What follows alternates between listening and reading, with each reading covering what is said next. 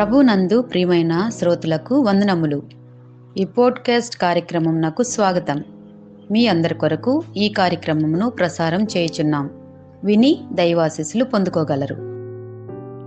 బైబిల్లో మనం చూస్తున్న దావీదు ఒక చిన్న కుమారుడు, కానీ ఆయన విశ్వాసం ఎంత గొప్పదో ఈరోజు మనము పరిశీలిద్దాం. 1 సమూయేలు 17లో మనం చదివినట్లయితే, గొలియాతు అనే రాక్షస యోధుడు ఇశ్రాయేలును ఎంతో భయంకి గురి చేశాడు. యుద్ధం చేయాలి అన్నప్పుడు ఎవరు ధైర్యం చేయలేకపోయారు. కానీ గొర్రెల కాపరిగా ఉన్న చిన్న దావీదు విశ్వాసంతో నిలబడి దేవుని నామంలో జయించాడు. దేవుడు నాతో ఉన్నాడనే విశ్వాసము దావీదిది.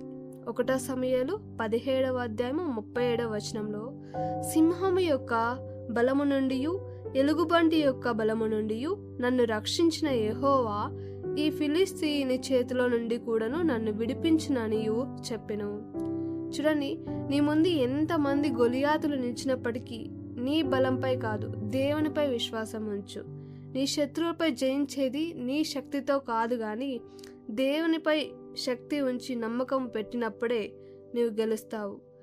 యెహోవా నా కాపరి అన్న విశ్వాసం ఉంచాడు దావీదు. కీర్తనలు 23:1 యెహోవా నా కాపరి, నాకు లేమి కలగదు.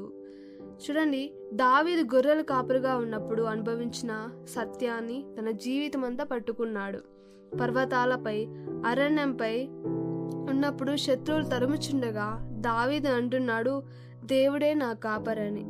అలాగే యుద్ధము యెహోవాదే అన్న విశ్వాసం ఉంచాడు దావీదు. 1 సమూయేలు 17:47 యుద్ధము యెహోవాదే, ఆయన మిమ్మును మా చేతికి అప్పగించునని చెప్పెను. దావీదు గొలియాతుతో యుద్ధం చేయడానికి కత్తి లేదా కవచం మీద ఆధారపడలేదు, కానీ విశ్వాసంతో చెప్పాడు, యుద్ధము యెహోవాదే అని. మన జీవితంలో కూడా చాలా సమస్యలు, లేదా ఒక ఉద్యోగం కోసం ఎదురు చూస్తున్నారేమో, హెల్త్ ఇష్యూస్ ఫేస్ చేస్తున్నారేమో, అనేక బలహీనతలో ఉన్నప్పుడు నీ బలంతో కాదు, కానీ దేవుని యొక్క బలం నీకు తోడుగా ఉంటే తప్పక యుద్ధంలో గెలుస్తావు. అలాగే దావీదు పశ్చాత్తాపంతో కూడా విశ్వాసం చూపించాడు. దావీదు he's not a mister perfect. తాను కూడా ఒకసారి తప్పు చేశాడు, పాపంలో పడ్డాడు, కానీ ఆయన మరలా రిపెంట్ అయి దేవుని దగ్గరకు వచ్చి క్షమాపణ అడిగాడు. దావీదు జీవితం మనకు ఒక గొప్ప పాఠాన్ని నేర్పుతుంది.